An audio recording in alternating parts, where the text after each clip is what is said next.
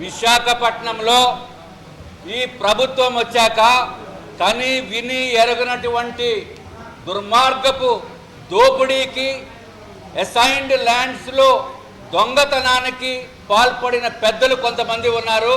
వాళ్ళ గురించి నిన్న అసెంబ్లీలో ప్రస్తావన చేసినప్పటికీ కూడా, మాకు హౌస్ కమిటీ వేయండి అని చెప్పినప్పటికీ కూడా ప్రభుత్వం దగ్గర నుంచి సరైన స్పందన రాలేదు. ఉదాహరణకి ఇదివరలో పేపర్లో, సాక్షి పేపర్లో ఎంతో బాధతోటి ఏదో ఒక దోపిడీ అని చెప్పి, విశాఖ శివారు భూముల్లో దోపిడీ అని చెప్పి సాక్షి పేపర్లో చాలా విస్తృతంగా ప్రచురించడం జరిగింది. కానీ దురదృష్టవశాత్తు నిన్న అపోజిషన్ పార్టీ వాళ్ళు ఎవరూ కూడా దీని మీద మాట్లాడకపోవటం అనేది ఒక దురదృష్టం. తర్వాత దేవుడా ఇదేమి దందా అని చెప్పి ఈనాడు పత్రికలో ప్రముఖంగా రాష్ట్ర వ్యాప్తంగా కూడా ఈ పత్రిక ప్రకటించిన మాట వాస్తవం, అందరూ చూడొచ్చు. దీంట్లో దేవుడా ఇదేమి దందా అని చెప్పి వాస్తవాలను బయట పెట్టినప్పటికీ కూడా ఈ పేపర్లు కూడా ఏ విధంగా కూడా స్పందన లేదు. మరి ఒక పేపర్ డక్కన్ క్రానికల్ దేవుడా ఇదేమి దందా అని కాకుండా కూడా 650 కోట్ల రూపాయల స్కామ్ జరిగింది విశాఖపట్నంలో అని చెప్పి చెప్పడం జరిగింది. దీనంతటికీ కారణం బడా బాబులు, వెనకాల ఉన్న అవినీతి పరులు.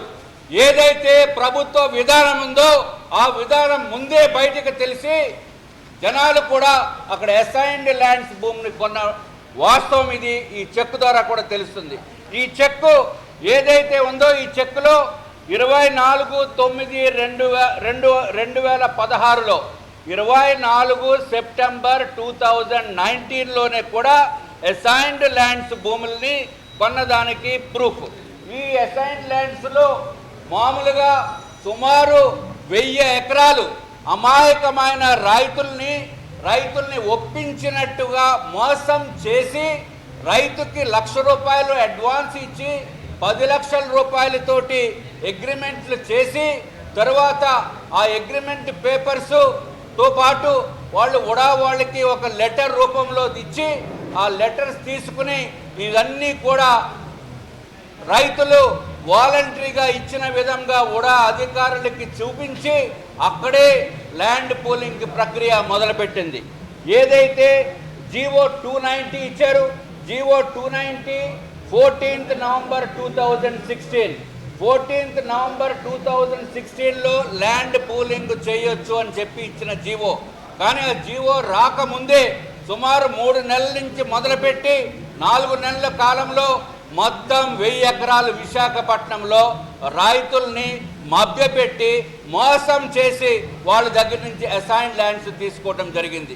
అసైన్డ్ ల్యాండ్స్ 9/1977 చట్టం ప్రకారము కొనటం నేరము, అమ్మటం కూడా నేరము. అయినప్పటికీ కొనేవాళ్ళు పెద్దలు కాబట్టి ఆ నేరాల్ని చట్టాలని కూడా వాళ్ళు ఏమీ చేయలేవు.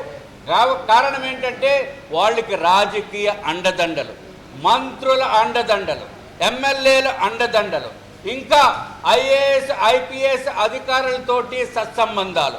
ఇంకా ఒక్క స్టెప్ ముందుకు వెళితే అధికార యంత్రాంగంలో ఉన్న పైన ఉన్న కోర్టుల్లో ఉన్న అధికారులు కూడా ఇంకా పెద్ద పదం ఉచ్చరించడానికి బాగోదు కాబట్టి వాళ్ళతోటి స్టేట్ లెవెల్ నుంచి సెంట్రల్ లెవెల్ వరకు సుప్రీంకోర్టు వరకు వాళ్ళకి అధికార యంత్రాంగంతో పాటు అన్ని అండదండలు వాళ్ళకి ఉన్నాయని చెప్పుకుంటూ అమాయకమైన రైతుల దగ్గర ప్రభుత్వం మాకు అధికారం ఇచ్చింది ఈ రైతుల భూముల్ని సేకరించాలని చెప్పి చేసిన దుర్మార్గపమైన ప్రక్రియ.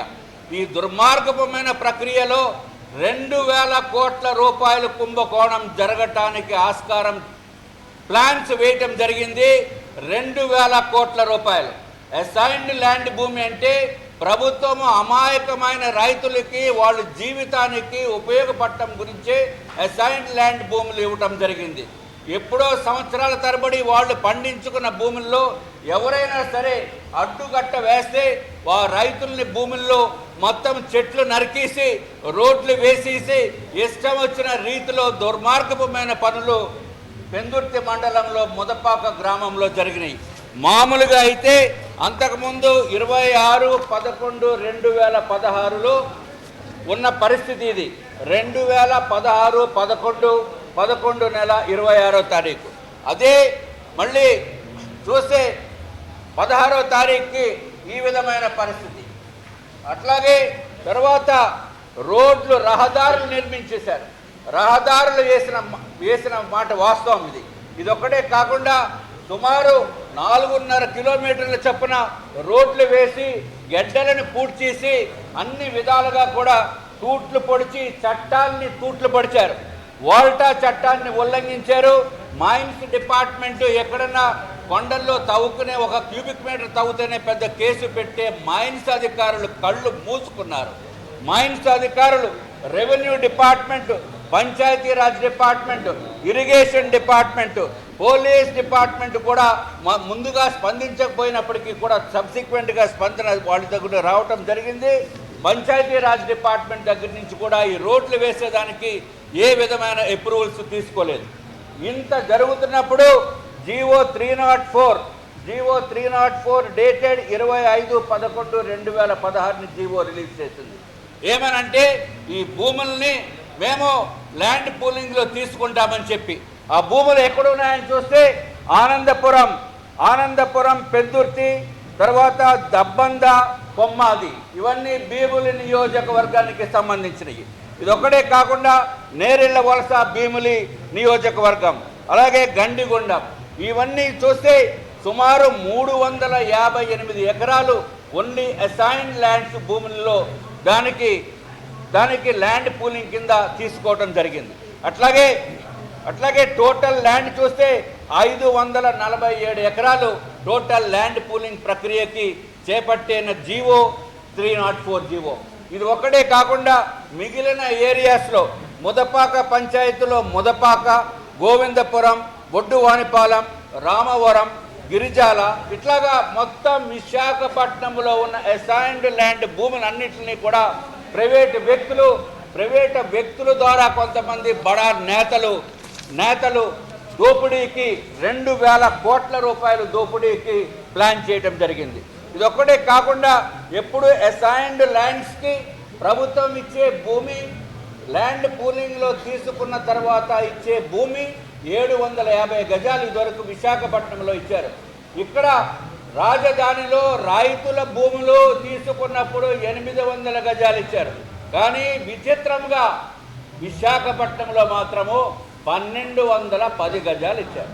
1210 గజాలు వాల్యూ 2,40,00,000 అవుతుంది. సుమారు గజానికి 20,000 రూపాయలు వేస్తే అంటే 2,40,00,000 రూపాయలు ఒక ఎకరానికి వస్తే అదే 1000 ఎకరం చూస్తే సుమారు 2,400 కోట్ల రూపాయలు కుంభకోణానికి తెర ఓపెన్ చేశారు వాళ్ళు.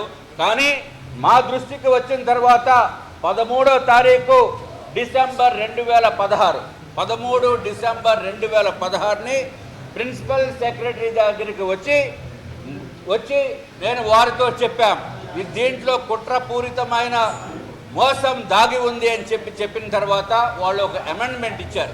ఆ అమెండ్మెంట్ జీవో నెంబర్ 332.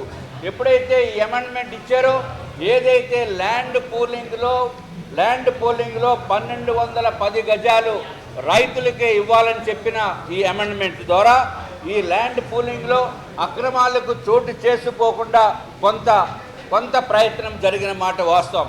ఏది ఏమైనప్పటికీ ఇంత పెద్ద మొత్తంలో అక్రమాలకి పాల్పడుతున్నప్పటికీ ఇది ప్రభుత్వం దృష్టికి మేము తీసుకొచ్చినప్పటికీ ప్రభుత్వంని హౌస్ కమిటీ వేయమని డిమాండ్ చేసినప్పటికీ ప్రభుత్వం దగ్గర నుంచి ఏమాత్రము స్పందన మాకు రాలేదు. కాబట్టి ప్రభుత్వాన్ని మేము కోరేది హౌస్ కమిటీ అయినా వేయండి, లేకపోతే సిబిసిఐడి ఎంక్వైరీ అయినా వేయండి, లేకపోతే సిబిఐ ఎంక్వైరీ అయినా వేయండి. ఈ 3 ఎంక్వైరీలు కాకపోతే ఇంకా ఏదైనా కొత్త ఎంక్వైరీ ఉంటే ఆ ఎంక్వైరీ అయినా వేసి తప్పనిసరిగా ఎవరైతే దోపిడీ చేయటానికి ప్లాన్ వేశారో వాళ్ళని చట్టపరంగా శిక్షించాలని చెప్పి మేము కోరుతున్నాం. లేకపోతే ఈ ప్రభుత్వం మీద ఉన్న విశ్వాసం కూడా కోల్పోయే పరిస్థితి వస్తుందని చెప్పి మీ ద్వారా ప్రభుత్వానికి తెలియజేసుకుంటున్నాను. బాబులు ఉన్నారు, దాంట్లో డౌట్ లేదు. క్యాబినెట్ మంత్రులు కూడా ఉండొచ్చు, నియోజకవర్గాలు చెప్పాము, మంత్రులు ఉండవచ్చు. మంత్రులు డైరెక్ట్గా ఎవరు కూడా వాళ్ళ పేరుని కొనరు కదా, వాళ్ళ పేరుని కొంటారా ఎవరన్నా? వాళ్ళ పేరుని మంత్రులు ఎవరు వాళ్ళ పేరుని కొనరు, వాళ్ళ అనుచరణ గుణం ద్వారా కొంటారు. ఇటువంటివన్నీ కూడా మేము బయటకు తీసుకొస్తే వాళ్ళు చెప్తున్నది ఇండైరెక్ట్గా మెసేజ్లు పంపుతున్నది మిమ్మల్ని లారీ పెట్టి తొక్కించేస్తాము, ఎట్టి పరిస్థితుల్లోని మిమ్మల్ని నెక్స్ట్ అసెంబ్లీకి రానివ్వము, అంటే ఈ అసెంబ్లీ కాదు నెక్స్ట్ అసెంబ్లీకి రానివ్వము, మీరు ఏ పార్టీ నుంచి బీజేపీ నుంచి మీకు సీటు రాకుండా చేస్తాము, లేకపోతే ఇంకా మీ అపోజిషన్ పార్టీ వాళ్ళకి మీరు కంటెస్ట్ చేసినప్పుడు పెద్ద మొత్తంలో డబ్బులు ఇచ్చి మిమ్మల్ని ఓడించే ప్రయత్నం చేస్తాము, ఎట్టి పరిస్థితుల్లోని ఇదే మీకు లాస్ట్ అసెంబ్లీ, లేకపోతే లారీ పెట్టి తొక్కిస్తారని చెప్పి కూడా బెదిరింపులు నాకు రావటం జరిగింది. ఇవన్నీ కూడా I don't care for this dam threaten. దీనికి డైరెక్ట్గా మనం కంప్లైంట్ చేసేదానికి డైరెక్ట్గా ఎవరైనా చెప్తామో ఎవరి ద్వారానే పంపిస్తారు. అసలు ఉన్న ప్రూఫ్స్ ఉండి దేవుడా ఇదేమి దందా అని చెప్పి ప్రముఖ పత్రికలు ఘోషించినప్పటికీ కూడా ఏమాత్రం ఎంక్వైరీ వేయకపోవడంలో దీనిలో ఉన్న గూఢార్థం ఏమిటో అనేది ప్రభుత్వం తెలియజేయవలసిన అవసరం ఉంది. వాట్సాప్లో వస్తే ఇప్పుడు ఉన్న పరిజ్ఞానంతో ఎక్కడి నుంచి వస్తున్నారని తెలుస్తుంది. బెదిరింపులు డైరెక్ట్గా రావు, ఎప్పుడు మెసేజ్లు ఇండైరెక్ట్గా వస్తాయి. ఎందుకు ఊరుకుంటున్నారో నాకైతే అర్థం కాదు. ఇంత అలాగా చెప్పాము, నిన్న కూడా చెప్పాము, నిన్న కూడా అసెంబ్లీలో రేస్ చేసాము. ఎందుకు ఊరుకుంటున్నాయండి? సాక్షి పేపర్లో పెద్ద ఎత్తున వచ్చింది. ప్రతిపక్ష నేత ఎందుకు మాట్లాడలేదు? నిన్న ప్రతిపక్ష సభ్యులు ఎందుకు మాట్లాడలేదు? అంటే దీని వెనక ఉన్న వాళ్ళకి అన్ని పక్షాలు కూడా కాపు కాస్తున్నాయనేది మా అనుమానం, అంతకంటే ఏమి కాదు. ఈనాడు దేవుడా ఇదే విధంగా అని చెప్పిన పత్రిక కనీసం ఒక్క ముక్క కూడా రాయలేదు. నేను ఎంత పెద్ద ఎత్తున మేము మాట్లాడి హౌస్ కమిటీ వేయాలని చెప్పినప్పటికీ కూడా ఒకవేళ పొరపాటున ఏదైనా మిస్ అయి ఉండొచ్చు. కానీ ఇప్పుడైనా చెప్తున్నాం, ప్రభుత్వం తప్పనిసరిగా దీని మీద హౌస్ కమిటీ కానీ సిబిసిఐడి కానీ సిబిఐ ఎంక్వైరీ కానీ ఏసీ తీరాలని చెప్పి మేము కోరుకుంటున్నాం.